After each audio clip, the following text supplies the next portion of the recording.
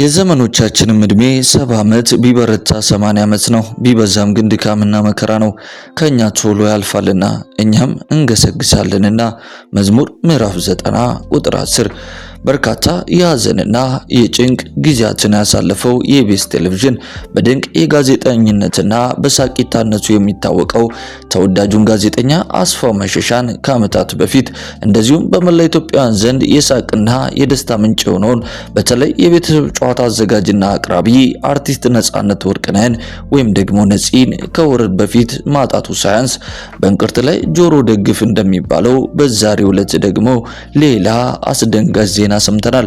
በኢትዮጵያ የሚዲያ እድገት ውስጥ በግንባር ቀደምትነት ስማቸው የሚነሳውና በሚዲያው ዘርፍ የሀገር ባለውለታና የኢቢኤስ ፈርቀዳጅ የሆኑት የኢቢኤስ ቴሌቪዥን መስራችና ዋና ስራ አስፈጻሚ አቶ አማን ፍስሐጽዮን ከዚህ ዓለም በሞት መለየታቸው ተሰምቷል። ለመሆኑ አቶ አማን ፍስሐጽዮን ምን አጋጥሟቸው ነው? አቶ አማን በሚዲያው ዘርፍ ያሳረፉት ትላልቅ አሻራዎች ምንድናቸው? ሁሉንም በዝርዝር ይዘርላችኋል፣ ትመለከቱታላችሁ። ቀጥታ ወደ ፕሮግራማችን እንለፍ። አቶ አማን ፍስሐጽዮን የኢቢኤስ ቴሌቪዥን ዋና ስራ አስፈጻሚና መስራች ናቸው። አቶ አማን የሚዲያ ኢንዱስትሪውና የግል ሚዲያዎች እምብዛም በኢትዮጵያ ውስጥ ባላደጉበትና ባልተስፋፉበት ጊዜ ነበረ ከዛሬ 19 ዓመት ገደማ እንደ ኢሮፓውያን አቆጣጠር በ2007 ዓ.ም ኢቢኤስ ቴሌቪዥንን ሀ ብለው የመሰረቱት። ከዛ ጊዜ ጀምሮ ላለፉት 19 ዓመታት በኢትዮጵያ ብሮድካስቲንግ ሚዲያ ታሪክ በብዙዎች ዘንድ ቀዳሚ ምርጫ የሆነውን የኢቢኤስ ቴሌቪዥን ጣቢያን ከአሜሪካን ሀገር ከሜሪላንድ ስቴት እንዲሁም ደግሞ ከኢትዮጵያ ገርጂ አካባቢ ከሚገኘው በአማንጻ ስቱዲዮ ፕሮግራሙን ማስተላለፍ የጀመረው። እንደሚታወቀው ኢቢኤስ በኢትዮጵያ ታሪክ የመጀመሪያው የግል ቴሌቪዥን ጣቢያ ነው።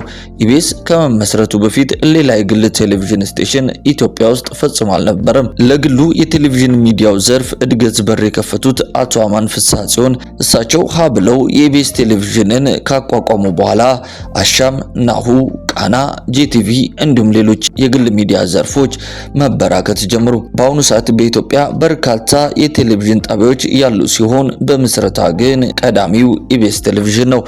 በዚህ ሁሉ ውስጥ አቶ አማን ኢትዮጵያ ውስጥ የግል ሳተላይት ቴሌቪዥን ስርጭት ገና በጅምር ላይ በነበረበት ወቅት ኢቢኤስ ቴሌቪዥንን በመመስረት ለዘመናዊው የግል ሚዲያ ኢንዱስትሪ ትልቅ አሻራ ያሰረፉ ስራ ፈጣሪ ነበሩ። በተለይ ደግሞ በውጭ ሀገር የሚኖሩ ኢትዮጵያውያን ከሀገራቸው ባህልና ማንነት ጋር ለማስተሳሰር እጅግ ከፍተኛ ሚናን ተጫውተዋል። አልፎም በቴሌቪዥን ጣቢያ አማካኝነት ለበርካታ ጋዜጠኞች፣ አርቲስቶች፣ የሚዲያ ባለሙያዎች የስራ ዕድልና የችሎታ ማሳያ የፈጠሩ ታላቅ ሰው ነበሩ። አቶ አማን ፍስሐጽዮን ታዲያ ባደረባቸው ህመም በሕክምና ሲረዱ ቆይተው በዛሬው ዕለት የካቲት 4 ቀን 2018 ዓ.ም ከዚህ ዓለም በሞት ተለይተዋል። አቶ አማን በኢትዮጵያ ሚዲያ ዘርፍ ላበረከቱት የማይተካ አስተዋጽኦ ሁል ጊዜም እየታወሱ ይኖራሉ። ታዲያ ከህልፈታቸው ጋር ተያይዞ የተከበሩ ጠቅላይ ሚኒስትር ዶክተር አብይ አህመድን ጨምሮ በርካታ ታዋቂ ሰዎች የሐዘን መግለጫ እያወጡ ሲገኙ የተሰማቸውን ጥልቅ ሐዘንም ኢትዮጵያ እጅግ የተከበረ የተወደደ ፈርቀዳጅ የሆነ የሚዲያ ሰው አጣች በማለት ሐዘናቸውን በይፋ እየገለጹ ይገኛሉ። የአቶ አማን ፍስሐጽዮን ህልፈት ከተሰማ በኋላ እንግዲህ ከታላላቅ አርቲስቶች ጀምሮ እስከ ታላላቅ ባለስልጣኖች የራሳቸውን ሐዘን እንግዲህ በማህበራዊ ሚዲያ ላይ እየገለጹ ሲሆን እኛም እንግዲህ እንደ አንድ ሚዲያ ለኢትዮጵያ የግል ሚዲያ ኢንዱስትሪ መስፋፋትና ማደግ ትልቅ ዋጋ ከከፈሉና ሚዲያው ዘርፍ እዚህ ደረጃ እንዲደርስ ካደረጉ ሰዎች መካከል አንዱ የሆኑት አቶ አማን ፍስሐጽዮን ማለፋቸውን ተከትሎ የተሰማንን ጥልቅ ሐዘን ለመግለጽ እንወዳለን ማለት ነው። በርካታ ኢትዮጵያውያንም በአሁኑ ሰዓት ላይ በተለያዩ የማህበራዊ ድረገጾች ላይ የአቶ አማን ፍስሐጽዮንን ምስል በማጋራት እንግዲህ ሐዘናቸውን እየገለጹ ይገኛሉ። እኛም እንደ አንድ ሚዲያ እንግዲህ ለወዳጆቻቸው፣ ለቤተሰቦቻቸው፣ ለአድናቂዎቻቸው፣ ለስራ ባልደረቦቻቸውና እንዲሁም ለኢቢኤስ ቴሌቪዥን ተከታታዮች በሙሉ ሐዘናችንን ለማስተላለፍ እንፈልጋለን ማለት ነው።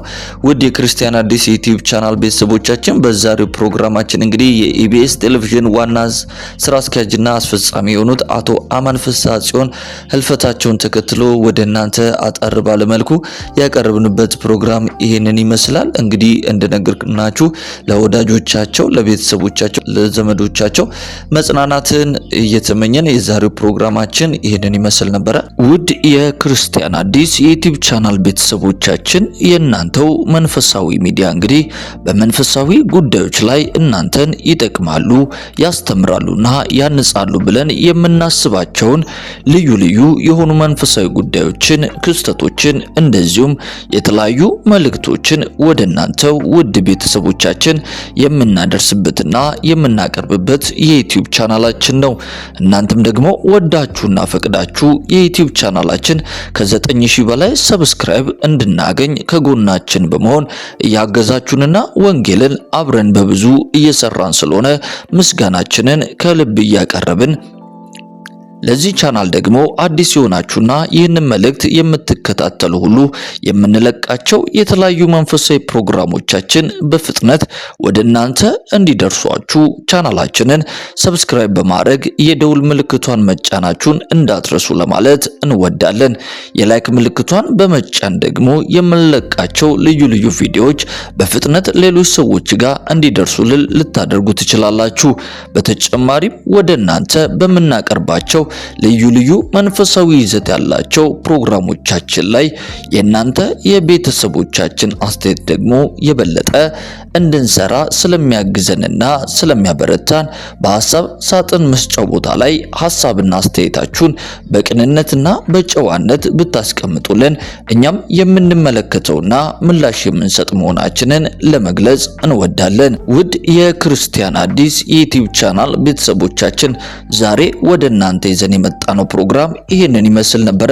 በቀጣይ ፕሮግራሞቻችን ደግሞ እናንተን ይጠቅማሉ፣ ያስተምራሉና ያንጻሉ ብለን በምናስባቸው ሌሎች ልዩ ልዩ አስተማሪ የሆኑ መንፈሳዊ ፕሮግራሞች ዳግመኛ ወደ እናንተ እንደምንመለስ ቃል እየገባን የዛሬው ፕሮግራማችንን እዚህ ላይ እንፈጽም።